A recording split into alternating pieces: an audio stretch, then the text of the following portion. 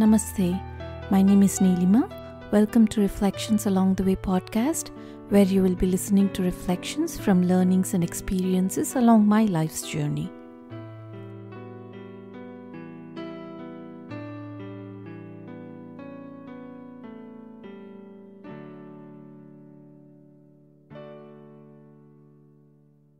So this secret of exhausting vasanas while doing actions is called karma yoga in the textbooks of Vedanta. So whenever we fix like a high ideal and we work in the spirit of dedication and surrender, then our mind becomes purified and the vasanas automatically exhaust themselves. And this path of action is easily adaptable to any of us in our way of life. The world around us is the same, and in whatever condition we may find ourselves, we can always grow to unimaginable heights if we can learn how to act in a selfless way, without being selfish and without acting with desire-prompted intentions or motives, nishkama karma. So the message here is that we have to work. We shouldn't be stopping the work we are doing. We continue working. We exactly where we are in our lives. We continue all the work we are doing, but we just change the attitude with which we do the work. So until now we've been working, every action of ours is for personal gratification. We continue in the same vigorous way to act and to work, but in a selfless manner, with a selfless motive. In the Bhagavad Gita, it's stated that, but whosoever controlling the senses by the mind, O Arjuna, engages his organs of action in karma yoga without attachment, he excels. So the Bhagavad Gita is asking us here to control the sense organs by the mind. So in the mind, we do not have selfish desire-prompted motives. And when we have that ideal in our mind, then we control our sense organs to also perform actions which are selfless. And we can achieve this only when the mind has a brighter, a higher goal or ideal.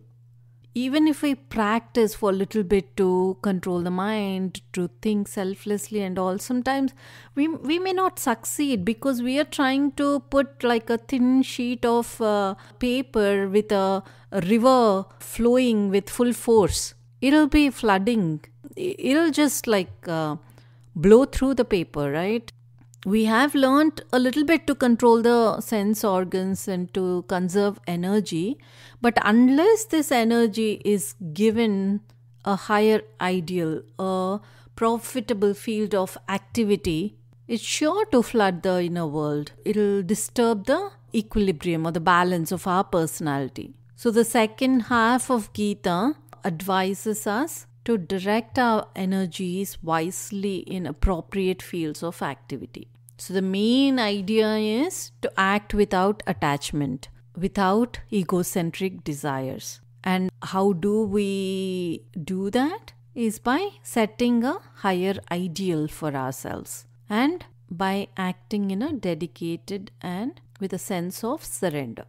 So if a mind has the strong attachment, then it gathers more and more vasanas when more actions are performed.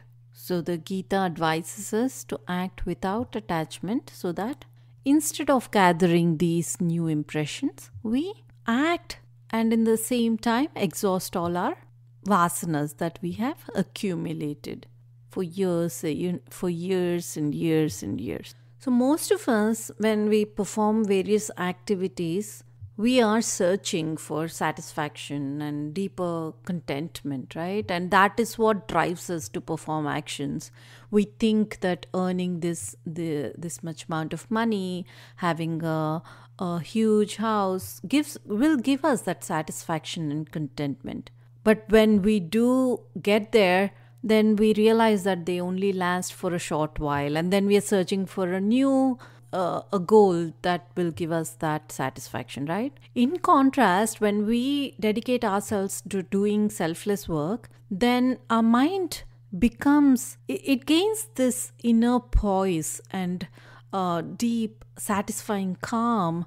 And when this calm, single-pointed mind is brought to the meditation seat, then that meditator gains the experience of transcending this limited ego. And for a person who has experienced that egoless bliss, then work is not a field. It's just no longer a field for training the mind, but it is for fulfilling one's own self-realization. And that person is the ultimate karma yogi, who is blessing the entire humankind with every action he or she undertakes. The Gita also elaborates more on the path of karma yoga. It says, your right is to work only, but never to its fruits. Let not the fruit of action be your motive, nor let your attachment be to inaction. So it's because of our wrong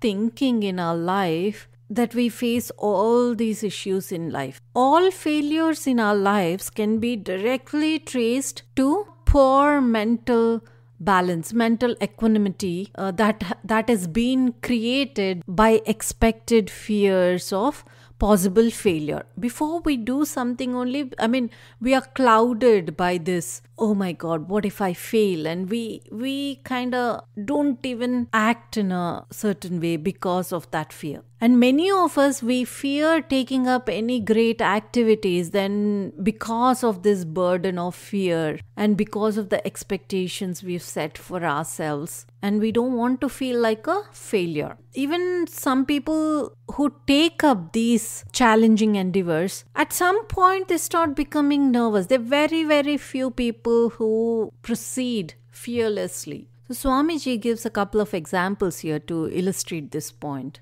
So a sales agent has an appointment with this huge business magnate, and the deal is worth millions of dollars. And the sales agent will get a huge amount of commission if this deal goes through. And on the day before the appointment, the sales agent allows his mind to indulge and go into dreams about the commission that he's going to get, about the fantasies that follow that, like about how he would spend that commission. Would he want to buy a house? Would he want to marry that woman that he wanted to marry? Would he want to buy a car that he wanted forever? And at that hour of the appointment, all this mental alertness, cheerfulness, the clarity, the poise he had, it all dried up. His hope and expectation for the fruits of his actions, the reward that he was going to get, it has created such strong attachment and to those objects of desire that he's shackled by the fear of failure. And he just trembles at the thought of that deal not going through. And obviously, if one is in such a state of mind, it is bound to be a failure. It cannot end any other way but failure. Now compare this with another scene. So another sales agent, same circumstances, ends the meeting with great success because he is intelligent enough to not get overexcited about the fruits of his work, and that's why he does not indulge in all those dreams and fantasies without that meeting actually happening, right? So with his mind at ease, his mind is alert, right? And he is jovial, and that attracts other people in the meeting. And the people are charmed by this sales agent's smartness and attitude. And then the deal goes through with pleasant smiles. If renunciation of attachment to the fruits of our action is guaranteed to get us success in this commercial world, just imagine how much nobler and subtler it must be in other fields of, human endeavor. Just imagine how much more nobler and subtler it must be in other fields that we apply it to.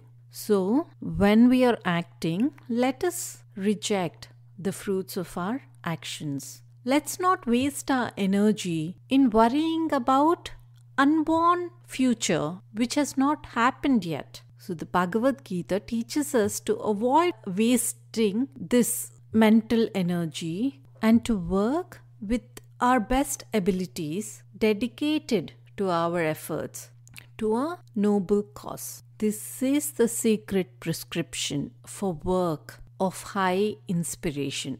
And such kind of work always results in brilliant success. So what is in the future depends on the present, depends on what we do in the present moment.